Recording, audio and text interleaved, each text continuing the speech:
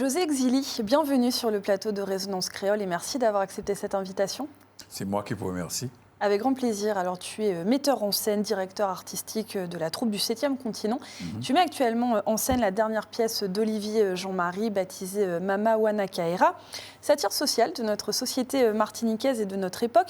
Déjà 6 mois de représentation et un succès qui ne se dément pas. Le public d'ailleurs invité à découvrir ou à redécouvrir la pièce les 20, 21 et 22 novembre prochains sur les planches du théâtre municipal de Fort-de-France. Avant, tu vas partager avec nous ton proverbe créole favori. Nous t'écoutons. Oui, mais dans la mer, on a joué maman tient. Ce qui veut dire que tu es au milieu de la mer et tu es un jury, tu as le toupet d'injurier, la maman ok. C'est le comble. Et pour toi, c'est vraiment un proverbe qui est lié à la notion de respect. De respect et puis aussi d'évaluer les choses. Tu peux pas être, tu es invité à quelque part et tu ne respectes pas les codes et les règles. Il y a un minimum de part et d'autre, on se doit de respect mutuel et de respect des codes établis par les deux parties. Ça se perd ou non? Tu restes optimiste? Non, je reste optimiste quand même, sans quoi j'arrêterais de faire du théâtre. Non, je reste optimiste. Mais c'est vrai que ça devient un petit peu plus tendu.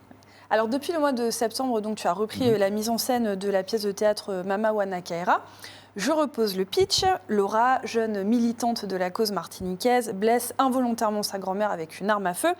Cette dernière vit alors une expérience de mort imminente et rencontre, lors de son coma, Mama Wana Kaera, qu'on pourrait qualifier comme étant l'esprit de la Martinique. Cet esprit intervient dans un contexte de tension sociale, de tension climatique, au milieu d'une famille totalement divisée par ses points de vue et ses prises de position. J'ai bien résumé ? C'est bien ça. C'est bien Voilà. ça. Alors on retrouve également au milieu de cet échange fictionnel de grandes figures martiniquaises disparues. On retrouve Fanon, on retrouve Césaire, on retrouve Glissant, exactement. Est-ce que finalement cet esprit de Mama Wana Kaera est censé représenter notre conscience collective? Si oui, est-ce à dire que nous l'avons perdu? Alors, elle représente tout ça. Ouais. Elle représente déjà l'âme du pays, hein, le fondement, comme on dit, cet esprit collectif, et même, je dirais aussi, une partie de la cosmogonie de la Martinique. Voilà, une espèce d'entité qui arrive comme ça, qui fait en forme humaine, pour nous adresser, on va dire, un certain nombre de remarques, de recommandations, et aussi de l'espoir, parce que dans le texte, quand même, il y a cet espoir qui plane. Mais c'est vrai que dans l'écriture, elle apparaît aussi comme une grand-mère qui pourrait donner des conseils à ses petits-enfants, parce que nous sommes tous ses enfants. C'est la sagesse. Oui, c'est la sagesse et aussi la sagesse et le lien aussi avec le sacré au quotidien, bien sûr. Pas un sacré où on plane, mais ce sacré au quotidien qui se perd avec les notions de respect, de gratitude, d'entraide et surtout il y en a l'autre, quoi. Et une vraie dimension sociale, parce qu'on rappelle aussi que cette pièce est la suite de Chelvé Poukissa et de Que demande le peuple. Oui, tout à fait. Donc voilà, il y a vraiment une vraie dimension satirique. Tu m'as dit d'ailleurs que la blessure de la grand-mère, qui est le point de départ de cette pièce, est un prétexte pour nous faire revenir au centre de nous-mêmes. J'aimerais que tu m'expliques cette phrase. Alors, au centre de nous-mêmes, hop là, la preuve. Alors, au centre de nous-mêmes, en fait, c'est-à-dire qu'il nous pose des questions qui nous obligent à nous arrêter un moment sur nos respirations, sur ce souffle qu'on a dans le pays, qui est très précipité, très bousculé maintenant, pour nous poser des questions essentielles. Qui sommes-nous à l'heure actuelle? Quel est ce peuple? Où va-t-il? Et quelles sont les questions essentielles à poser et bien sûr à tenter de résoudre. Et donc c'est un prétexte pour un voyage intérieur aussi, que nous propose l'auteur. On pourrait dire que c'est une pièce consciente. Voilà, consciente et je dirais même à la limite du fantastique. C'est ça qui est intéressant. C'est-à-dire que justement il a travaillé pour enlever la pesanteur et faire en sorte que tout soit digeste, entendable, et surtout, ça reste quand même une fiction, mais une fiction qui est au port de la réalité. Et j'ai envie de te dire, la formule fonctionne, puisque cette pièce, normalement, devait être jouée une seule fois, une représentation unique en mai 2025, qui finalement s'est transformée en véritable succès populaire aussi, qui continue sa route. Comment est-ce que toi, tu expliques cet engouement? Alors, il y a deux niveaux. Il y a déjà que les comédiens sont les anciens stagiaires du CERMAC, donc il y a une affection particulière pour le CERMAC. Donc le CERMAC a un public, ces comédiens ont un public. Et là, Olivier a voulu les confronter à un public, pas plus difficile, mais plus théâtral, on va dire ça comme ça. Peut-être moins rallié à la cause au départ. Voilà, le départ et passer à un autre cap. Donc il y a ça, et puis je pense que les questions que pose la pièce sont au centre du débat en ce moment. Et ça turlupine tout le monde quand même. Ça trotte dans la tête de tout le monde avec différentes réactions.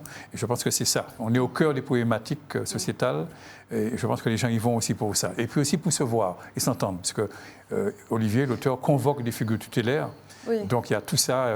Oui, puis c'est un miroir aussi. C'est ça, c'est un miroir, c'est tout ça. C'est un théâtre, oui, c'est un théâtre social aussi, social, psychologique, poétique aussi, parce qu'il y a quand même des ingrédients qui font que la poésie s'invite aussi. Bien sûr. Alors tu l'as dit, c'est un théâtre amateur, composé essentiellement de stagiaires du CERMAC. Donc là, tu diriges des bénévoles, des comédiens qui ne sont pas professionnels. Mais c'est aussi d'ailleurs ce qui t'a incité à accepter de prendre le projet. Oui, parce que c'est vrai que quand on a affaire à des comédiens professionnels, bon, c'est pas qu'une routine qui s'installe, mais on est habitué, ça va vite, plus ou moins. Et là, il faut en même temps transmettre, je dirais transmettre, former un peu quand même, bien que le mot soit grand, il faut faire du transmettre. Et en même temps, les mettre au diapason, parce qu'ils sont conscients qu'ils sont sur une scène quand même qui est réputée, qui a vu passer de grands textes, de grands comédiens, de grands metteurs en scène. Donc le challenge, il est très haut. Et pour moi, c'est intéressant parce que ça m'oblige à chercher le théâtre dans d'autres coins. Oui, tu es obligé aussi de les diriger totalement différemment. Ah oui, oui. Enfin, j'ai l'habitude, parce que j'ai quand même monté des pièces avec les amateurs, mais là, ça m'oblige quand même à aller chercher dans les tréfonds, tu vois, pour vraiment mettre tout le monde à niveau, parce que c'est un texte quand même qui est beau, mais qui est pas facile à appréhender comme ça, d'un coup, tout de suite, parce qu'il est exigeant. Et en même temps, ça m'oblige à trouver des chemins de traverse, mais qui ne sont pas non plus des expédients, de vrais chemins de traverse pour que le théâtre soit vu et entendu. Et pour un résultat finalement tout aussi convaincant, bien sûr, que quand on a des professionnels sur scène. C'est le public qui nous le dira les 20, 21 et 22. Mais, et puis, il y a une chose qui est intéressante avec les amateurs, c'est qu'il y a une spontanéité qui est là, qui ne se perd pas, une naïveté, mais pas une naïveté enfantine, mais une naïveté qui fait qu'ils foncent. Oui. Ils foncent.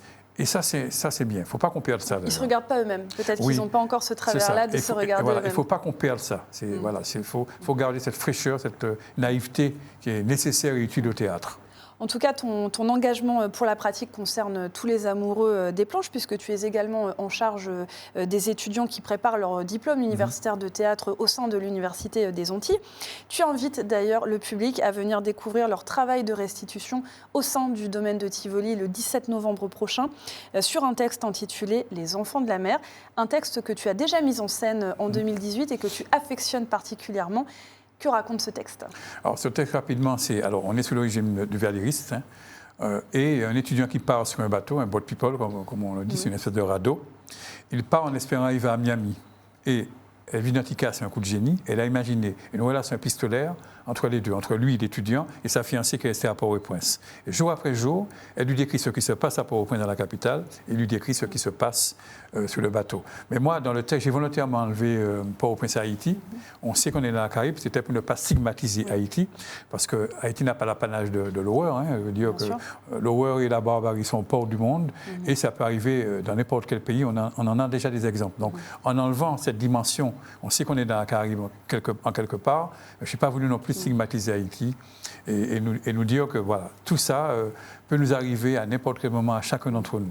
Et ce qui est aussi intéressant pour tes étudiants, justement, de mettre en scène ce texte, c'est qu'il est multiple, il est pluridisciplinaire, si je puis dire. Oui, alors il y a Jessica Orsinet qui travaille en ce moment sur la chorégraphie, David Catil qui est directeur d'Anthropolab et aussi directeur de la licence créole au campus qui travaille dessus, Steve Gadet aussi pour l'anglais, j'ai oublié le nom d'une dame qui travaille sur l'espagnol parce qu'on fait entendre les langues. Oui.